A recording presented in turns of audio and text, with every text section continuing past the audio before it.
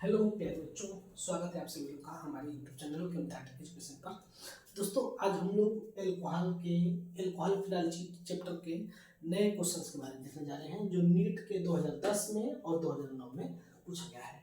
इस तरह से करके हम लोग सभी एल्कोहल्स के क्वेश्चंस करेंगे। चलिए आज हम लोग अगला क्वेश्चन देखते हैं कि glycerol react with axis of hydrogen iodide. जब ग्लिसरॉल के ऊपर एक्सिस ऑफ हाइड्रोजन आयोडाइड के साथ रिएक्शन कराया जाएगा, यानी कि ग्लिसरॉल के ऊपर HI के साथ रिएक्शन कराया जाएगा तो क्या होगा। तो देखिए, अगर आप लोग अच्छे से ध्यान से देखेंगे तो इस केस में क्या होता है, सब्स्टिट्यूशन रिएक्शन होता है। ठीक है, कौन सा रिएक्शन होता है, सब्स्टिट्यूशन रिएक्शन, और इलेक्ट्रोफिलिक सब्स्टिट्यूशन रिएक्शन ये देता है। जैसा कि आप सभी लोग को पता होगा कि ग्लिसरॉल का फार्मूला होता है यहाँ पर CH2OH CHOH और यहाँ पर हो जाता है CH2OH। ठीक है, इसके ऊपर रिएक्शन होता है हाइड्रोजन आयोडाइड के साथ, HI के साथ। जब भी हाइड्रोजन आयोडाइड के साथ रिएक्शन होगा तो आप सभी लोग को पता है हाइड्रोजन पर होता है पार्शियली प्लस और आयोडीन पर होता है पार्शियली माइनस चार्ज। ओके, तो अगर एक सेकेंड मैं ब्लू पेन ले लेता हूँ क्योंकि हमें थोड़ा रिएक्शंस को बताना है, इसके लिए हमें ब्लू और रेड पेन की जरूरत पड़ सकती है। ठीक है, उसके हिसाब से लोग काम करते हैं। चलिए ठीक है, तो इस केस में क्या होता है ना, इसका लोन पेयर इलेक्ट्रॉन सबसे पहले H+ पर अटैक करता है। सिर्फ एक का मैं मैकेनिज्म बता रहा हूँ, इसके बाद तो आप लोग जान ही जाएंगे। ठीक है, तब ये आपका होता है CH2 CHOH और CH2OH। अब यहाँ पर हो जाएगा OH, यहाँ आ जाएगा प्लस चार्ज, और तब यहाँ से निकलेगा ये वाटर मॉलिक्यूल, यहाँ से ये बाहर निकलेगा H2O, और जब यहाँ से ये H2O बाहर निकलेगा उस केस में अब ये बन जाएगा CH2 प्लस CHOH और CH2OH। ठीक है, तो अब अगले केस में क्या होगा कि यहाँ पर जो देखिए यहाँ से H+ गया था, अब ये I- इसके ऊपर अटैक करेगा। कहाँ पर, इसके ऊपर है ना, कार्बोकैटायन के ऊपर ये अटैक करेगा, तब ये बन जाएगा आपका CH2I CHOH और CH2OH। ठीक है, देखिए जैसे ये रिएक्शन हुआ है सेम उसी प्रकार से दो हाइड्रोजन आयोडाइड और रिएक्शन करेंगे, और देखिए यहाँ से निकलेगा दो वाटर मॉलिक्यूल और फाइनली ये बन जाएगा क्या, CH2I CHI और CH2I। आपको देख करके लगेगा कि इस केस में क्या हो गया है, आपका 1 2 3 ट्राई आइडोप्रोपेन बन गया है। लेकिन ये एक अनस्टेबल प्रोडक्ट है, क्योंकि यहाँ पर आयोडीन का साइज बहुत ज़्यादा बड़ा होता है। जब आयोडीन का साइज जब बहुत ज़्यादा बड़ा होगा तो यहाँ से आपका रिपल्सन के चलते यहाँ से तुरंत बाहर निकल जाएगा आयोडीन, और जैसे आयोडीन बाहर निकलेगा तो कोई दो कार्बन के बीच में आ जाएगा डबल बॉन्ड, और ये हो जाएगा आपका CH2 डबल बॉन्ड CH और CH2I। ये बन जाएगा आपका एलिल आयोडाइड, एलिल आयोडाइड।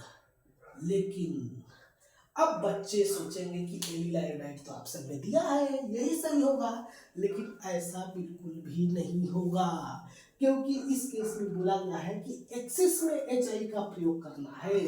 तब अगले केस में अगला स्टेप होगा, और इस केस में क्या होगा, अगेन एक और मॉलिक्यूल का रिएक्शन कराया जाएगा हाइड्रोजन आयोडाइड का, और जब फिर से हाइड्रोजन आयोडाइड का रिएक्शन होगा तब इस केस में लगेगा मार्कोनिकॉफ रूल।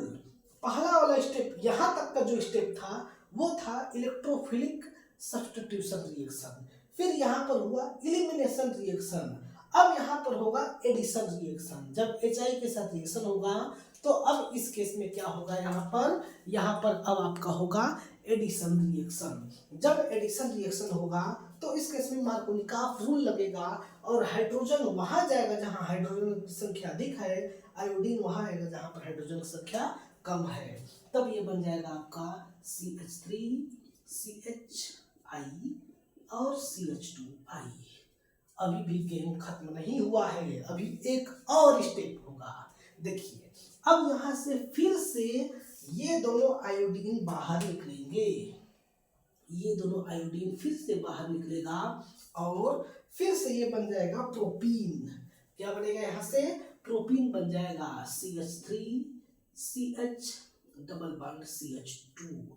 ये भी ऑप्शन आपके क्वेश्चन में दिया गया है, ये भी ऑप्शन आपके क्वेश्चन में दिया गया है, चारों ऑप्शन दिए गए हैं। लेकिन अभी भी गेम खत्म नहीं हुआ है, अभी फिर से एक और मॉलिक्यूल आएगा लास्ट में HI का, और फिर से होगा आपका एडिशन रिएक्शन और यहाँ पर फिर से लगेगा मार्कोनिकॉफ रूल। तब हाइड्रोजन वहां जाएगा जहां पर हाइड्रोजन की संख्या अधिक है, आयोडीन वहां आएगा जहां पर हाइड्रोजन की संख्या कम है। यानी कि अब इस केस में ये बन जाएगा आपका CH3 और CHI और यहाँ पर CH3। इसका नाम हो जाएगा आपका 2-आइडोप्रोपेन। 2-आइडोप्रोपेन आया समझ में? ये आपका मेन रिएक्शन, इस रिएक्शन का मेन प्रोडक्ट ये बनेगा। अर्थात इस केस में ए वाला ऑप्शन सही हो जाएगा। उम्मीद करते हैं कि ये चीज आपको समझ में आया होगा। सबसे पहले ग्लिसरॉल के ऊपर HI का एक मॉलिक्यूल के साथ रिएक्शन करा करके मैंने मैकेनिज्म दिखा दिया कि इसका लोन का इलेक्ट्रॉन हाइड्रोजन के H+ को के ऊपर अटैक करेगा, यहाँ से वाटर मॉलिक्यूल निकलेगा और I- न्यूक्लियोफाइल अटैक करेगा और अटैक करके ये बन जाएगा। फिर इसके ऊपर इसी प्रकार से दो और मॉलिक्यूल अटैक करेंगे और ये बन जाएगा ग्लिसरॉल ट्राईआयोडाइड, या फिर इसको हम लोग बोल सकते हैं 1,2,3 ट्राईआइडोप्रोपेन, जो कि आपका अनस्टेबल है। ये क्या है मॉलिक्यूल? ये मॉलिक्यूल अनस्टेबल है, रहेगा ही नहीं। क्यों नहीं रहेगा?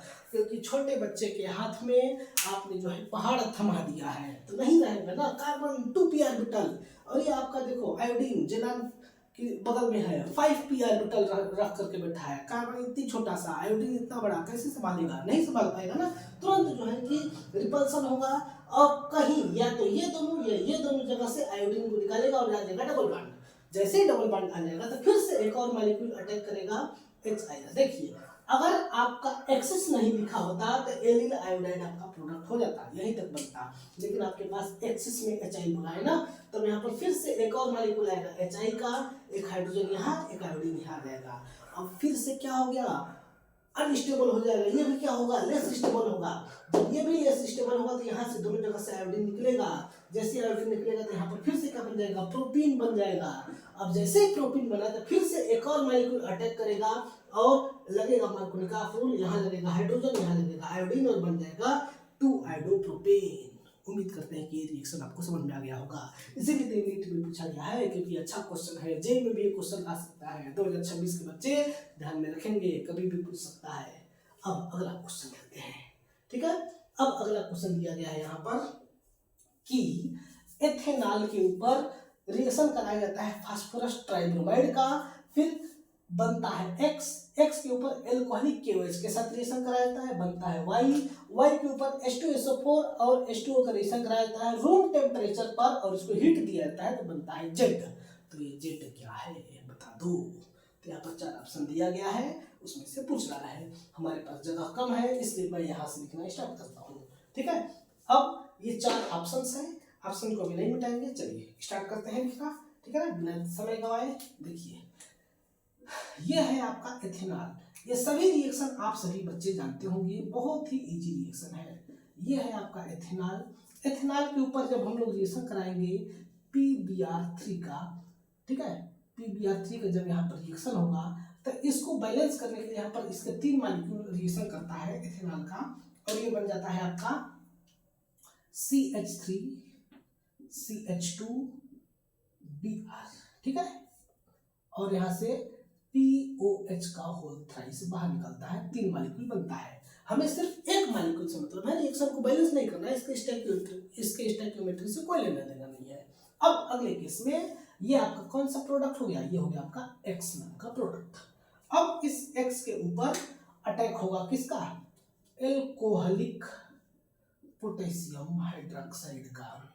ये क्या करता है, ये आपका एलिमिनेशन रिएक्शन देता है। यहाँ पर ये कौन सा रिएक्शन था, ये था आपका सब्स्टिट्यूशन रिएक्शन। यहाँ पर अब होगा कौन सा रिएक्शन, एलिमिनेशन रिएक्शन होगा। जब यहाँ पर एलिमिनेशन रिएक्शन होगा तो कैसे होगा, यहाँ से निकलेगा Br और यहाँ से निकलेगा H, ठीक है, यहाँ से निकलेगा Br माइनस, यहाँ से निकलेगा H प्लस, और उसके साथ साथ ये वाला डबल बॉन्ड यहाँ आ जाएगा।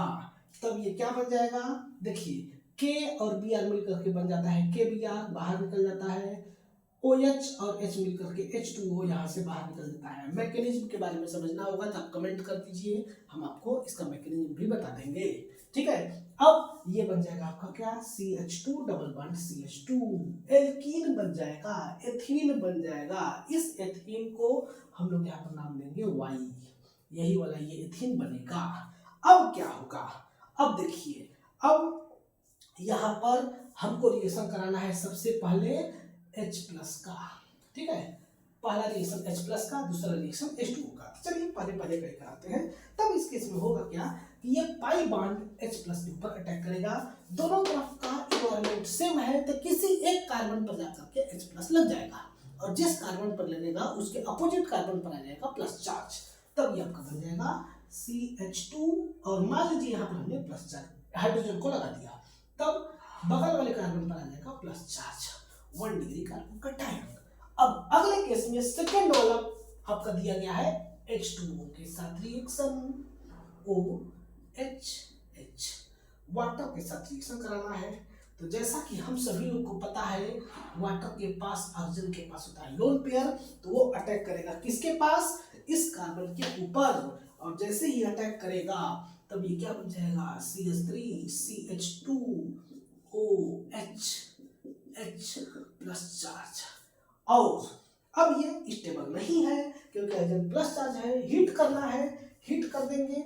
जैसे ही हम हीट करेंगे तुरंत H प्लस को बाहर निकाल दिया जाएगा, और जैसे ही H प्लस बाहर निकलेगा तब इस केस में ये बन जाएगा CH3 CH2, एक H बाहर निकल जाएगा OH। ओ माय गॉड, देखिए भाई साहब, एथेनॉल से शुरू हुआ एथेनॉल ही बन गया। आया समझ में, एथेनॉल से रिएक्शन शुरू हुआ एथेनॉल ही बन गया।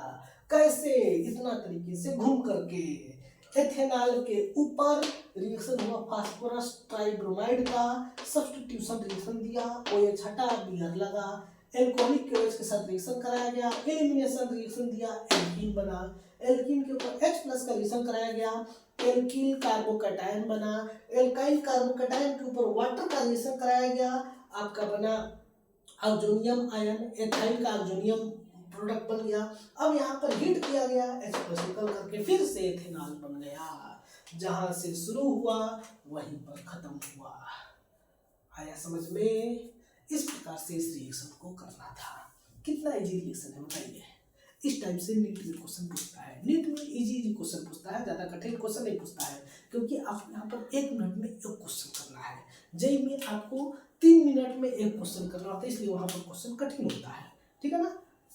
तो फिर इस प्रकार से क्वेश्चन थे, हालांकि 3 मिनट से भी ज्यादा समय मिलता है एक क्वेश्चन के लिए, क्योंकि 1 घंटे में आपको कितने क्वेश्चन करने होते हैं, 25 ना, हाँ, यानी 60 मिनट में 25 क्वेश्चन करने होते हैं, ठीक है, उससे जब देख लेंगे। तो ये सब आपके 2 क्वेश्चन थे, आपने देख लिया। इसके हिसाब से अब हम लोग आगे के और क्वेश्चंस के बारे में चर्चा करेंगे अगले नेक्स्ट वीडियो में। अगर आपके पास भी कोई डाउट हो तो बिल्कुल निश्चिंत होकर के आप हमें इस दिए गए नंबर पर मैसेज कीजिए, हम आपको आपके क्वेश्चन का आंसर देने का कोशिश करेंगे, ठीक है। मिलते हैं अगले नेक्स्ट वीडियो में, तब तक के लिए आप सभी लोग का बहुत बहुत धन्यवाद।